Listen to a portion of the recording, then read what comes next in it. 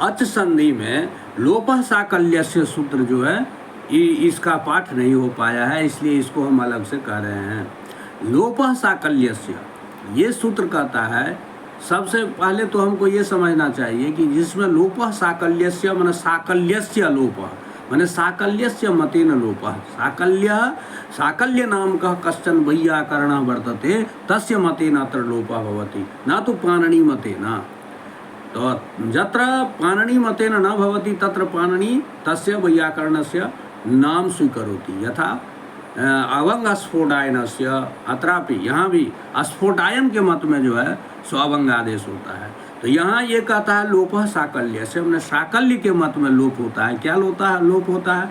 तो यदि दूसरे वैयाकरण के मत से जो काम होगा वो विकल्प से होगा। तो ये कहता है यही लोपः साकल्य से कि अवर्ण पूर्वयो पदांतयोर यवयोर लोपो वा असि।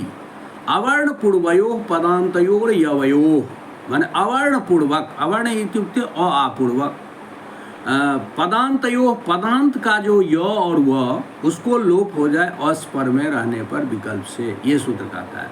अब अवर्ण क्या हुआ? तो अवर्ण हुआ ओ आ, अवर्ण पूर्वक हो और पदांत का हो और यकार और वकार हो, उसको लोप तब होगा जब अस्पर में रहेगा। अस क्या है? अस प्रत्याहार है। अस प्रत्याहार में कौन सूत्र आएगा? अयुन के अकारे जवगढ़ के सकारे। इतना वर्ण यदि पर में रहेगा तब ये जो है अवर्ण पूर्वक यकार पदांत यकार वकार का लोप होगा, ऐसा इसने कहा। अब यहाँ पर में जो है पहले हम प्रयोग देखते हैं, उसके बाद पूर्वत्रा सिद्धम सूत्र भी यहाँ उपयोग होता है। जैसे मान लिया जाए कि हरे जोड़ इह है और विष्णु जोड़ इह है, तो यहाँ पर में हरे जोड़ इह है तो यहाँ एचो अवयव सूत्र की प्राप्ति होती है। तो एच क्या हुआ? एच अवयव क्या कहता है? एचः क्रमाद ऐ अब ऐ आब एते स्यु रचि। एच माने ए ओ ऐ ओ को क्रमात माने क्रम से, ऐ अब ऐ आब हो जाए, अचि माने स्वर पर में रहने पर, अच वर्ण पर में रहने पर, ऐसा वो कहता है। तो यहाँ हम देखेंगे हरे में जो ए है वो एच में आता है, उसको अच पर में कहाँ है? ईह में, ई है पर में। तो हरे ईह में हरे के जो ए है उसको अय आदेश हो गया, किस सूत्र से? एचो अवयवस। तो हराई जो यह हो गया, तो यहाँ हराई में यह जो है वो हलंत है, तो हराई यह बना। उसी प्रकार विष्णु यह है, तो यहाँ विष्णु में जो है एच क्या हुआ? तो विष्णु में ओ हुआ एच, उसको अच पर में कहाँ है? यह में ई, तो उसको ओ को अव आदेश हो गया, किस सूत्र से? एचो अवयव से। तो वहाँ विष्णव जोड़ इह हुआ, तो विष्णव में वह हलंत है और हरय में यह हलंत है, और हरय यह विष्णव यह, ऐसा बना। अब यहाँ लोपः साकल्यस्य सूत्र आता है, वो कहता अवर्ण पूर्वयोः पदांतयोर यवयोर लोपो वा असि। अस पर में रहने पर विकल्प से लोप हो। तो यहाँ हम देखेंगे पहले हरय इह में अवर्ण क्या है? तो अवर्ण है हर में र में अ है। उसके बाद पदांत यो क्या है? तो यो है हरय का यो, उसको अस पर में कहाँ है? तो अयुन का कार्य जबगढ़ दस का सकारे, तो यहाँ यह में ई आ जाएगा अस में, तो वहाँ पर में यो का लोप कर देगा लोपः साकल्य से। फिर विष्णव यह में, यहाँ में भी विष्णव में नौ में अ जो हो गया अवर्ण। उसके बाद पदांत यो है, यहाँ की वह है, तो विष्णव में वह है और हरय में पदांत यो है। तो विष्णव में जो अवर्ण पूर्वक पदांत वह है उसका लोप हो जाएगा। अस पर में कहाँ है? ईह में ई के पड़ता, अस में तो ई आता है, तो उसको लोप कर देंगे। तो यहाँ रूप बनेगा हर इह विष्ण इह। अब यहाँ सवाल उठता है कि हर इह विष्ण इह जब ऐसी स्थिति होगी तो यहाँ पर पुनः आदगुण की प्राप्ति है। अवर्णाद अचि परे पूर्व परियोर गुण एकादेश स्यात्। तो अवर्ण हुआ हड़ में अ, उसको अच पर में है कहाँ? इह में ई। उसी प्रकार अवर्ण हुआ विष्ण में अ, अच पर में कहाँ? इह में ई। तो यहाँ पर में आद गुण से अवर्णाद अचि परे पूर्व परियोर रेको गुण एकादेश स्यात्, गुण की प्राप्ति है। तो गुण की प्राप्ति है, लेकिन यहाँ पर में क्या होगा? तो पूर्वत्रा सिद्धम आ जाता है।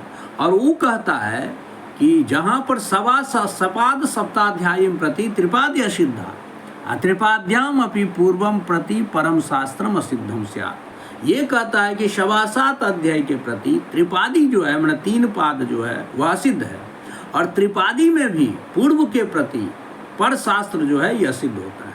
तो ये सवासात अध्याय क्या हुआ, त्रिपादी क्या है, अब इसको हमको समझना है।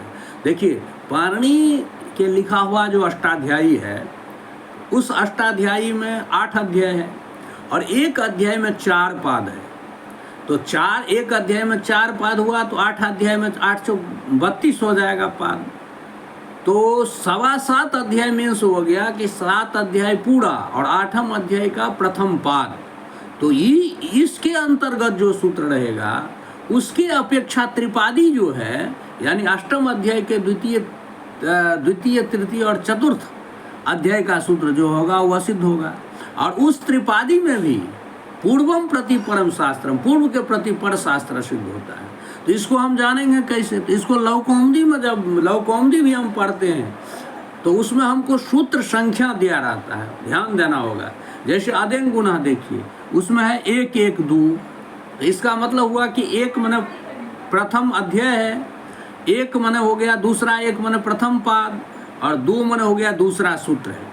अब हम यहाँ, जब ये यहाँ पर में लोपा साकल्यस आया है और ये यकार वकार का लोप किया है, अब आद गुना आता है गुण करने के लिए, तो आद गुना है 6 1 87 सूत्र, माने 6वां अध्याय के प्रथम पाद के 87 सूत्र है। तो ये जब आएगा यहाँ गुण करने के लिए, तो लोपा साकल्यस कहाँ का है, तो 8 3 19 का, माने 8वें अध्याय के तृतीय पाद के 19वां सूत्र है। तो ये 7.25 अध्याय के अंतर्गत आता है आद गुण, और लोपा साकल्य से आता है त्रिपादी के अंतर्गत। तो जब ये आद गुना गुण करने के लिए आएगा तो लोपा साकल्य से जो य का लोप किया है वह सिद्ध हो जाएगा।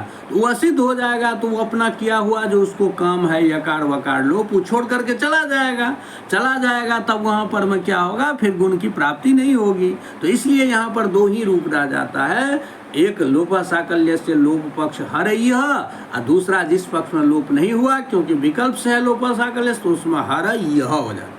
इसी प्रकार विष्णय लोपा साकल्य से वकार लोप करने पर जिस पक्ष में लोपा साकल्य विकल्प है उस पक्ष में विष्णु। यहाँ पर हरय्य में गुण की प्राप्ति नहीं होगी, विष्णय में गुण की प्राप्ति नहीं होगी, क्योंकि गुण करने जब ये आएगा यहाँ तो लोपा साकल्य असिद्ध हो जाता है, तो बीच में यकार वकार का व्यवधान हो जाता है, तो यहाँ पर में ये गुण नहीं हो सकेगा। तो इस प्रकार जो है सो इसको भी समझना चाहिए।